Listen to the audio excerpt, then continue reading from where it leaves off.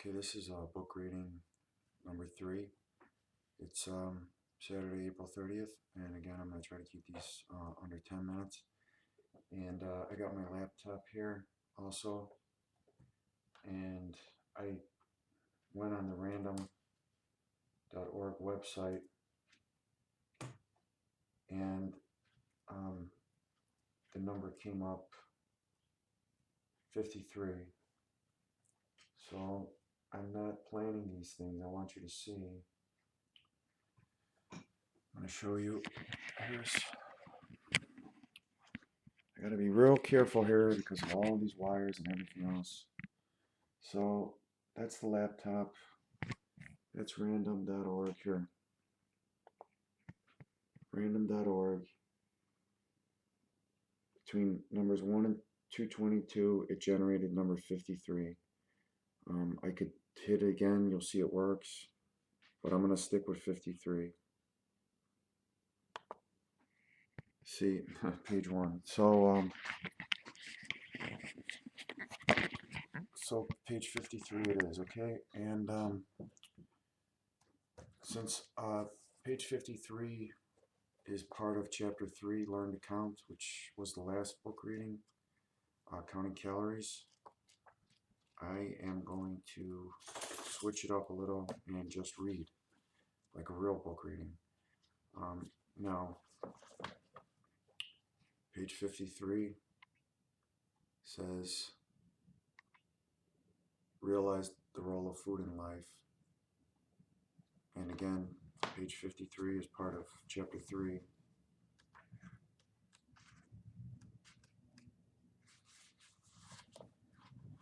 Learn to Count, which begins on page 41. Okay, so it says, realize the role of food in life. Food is a necessity to live. God gave people food because people need food to live. Then it quotes the Bible. It quotes Genesis chapter 1. Then God said, I give you every seed-bearing plant on the face of the earth and every tree that has fruit with seed in it. They will be yours for food, and to all the beasts of the earth and all the birds of the air and all the creatures that move on the ground, everything that has the breath of life in it. I give every green plant for food. And it was so. Then that's the Bible quote. Now this is me. Food was plentiful and always available like air that you breathe. But then Adam and Eve ate the forbidden fruit despite God's warning, you must not eat of it. After this quote-unquote original sin, food became a commodity regulated by what is now called economics and supply and demand. Then I quote Genesis 3. To Adam the Lord said, because you listened to your wife and ate from the tree about which I commanded you, you must not eat of it. Cursed is the ground because of you. Through painful toil you will eat of it all the days of your life. It will produce thorns and thistles for you, and you will eat the plants of the field. By the sweat of your brow you will eat your food until you return to the ground, since from it you were taken. For dust you are, and to dust you will return. And that's Genesis 3:17 to 19. This is me now. The Lord saw how wicked and evil men were, so he destroyed them all with a flood, except for 8 people, Noah and his wife, his sons, Shem, Ham, and Japheth, and their wives. After the flood, God gave men, through Noah and his sons, permission to eat meat and fish. Then I quote Genesis 9. Then God blessed Noah and his sons, saying to them, be fruitful and increase in number and fill the earth. The fear and dread of you will fall upon all the beasts of the earth and all the birds of the air, upon every creature that moves along the ground, and upon all the fish of the sea. They are given into your hands. Everything that lives and moves will be food for you. Just as I gave you the green plants, I now give you everything. But you must not eat meat that has its lifeblood still in it. And that's Genesis 9, 1 to 4. Then I say, food has always been more than just energy. Food is something people enjoy. There is nothing sinful about enjoying the food you eat.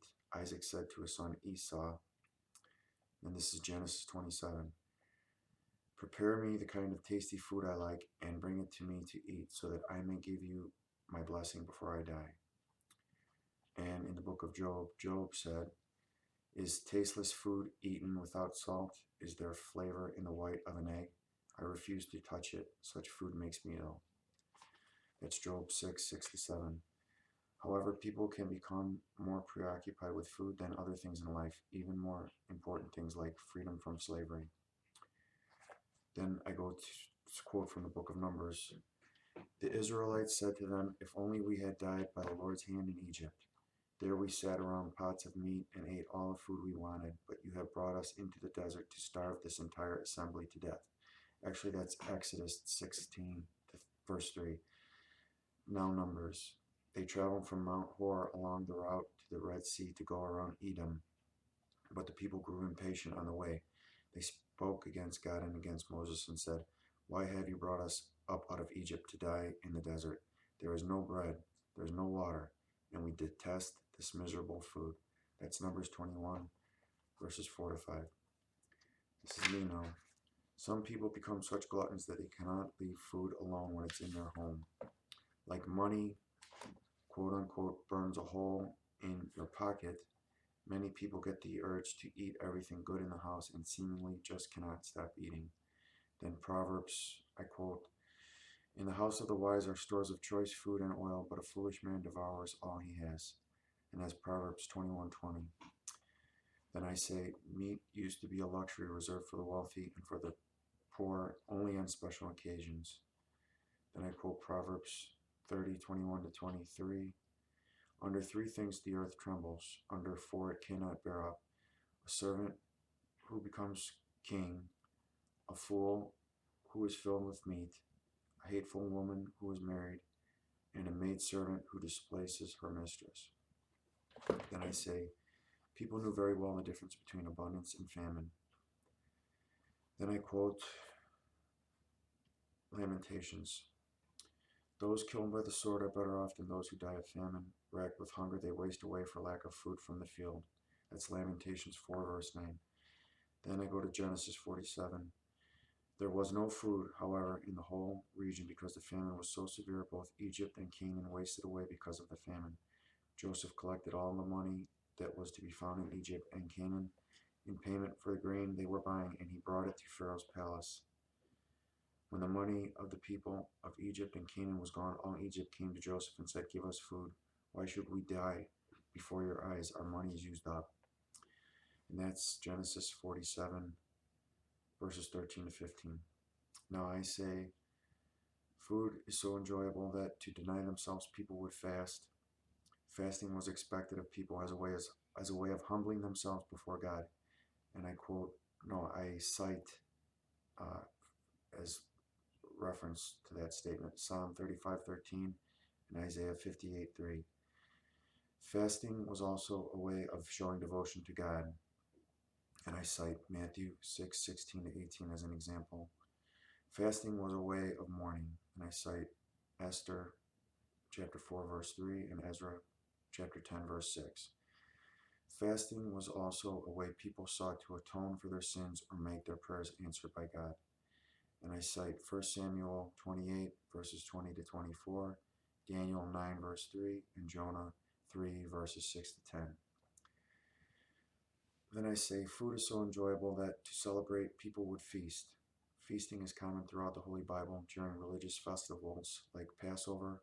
And then I cite Nehemiah chapter 8 verses 9-12 during celebrations, and I cite Luke 15 verses 22-24, 1 Chronicles 12 verses 39-40.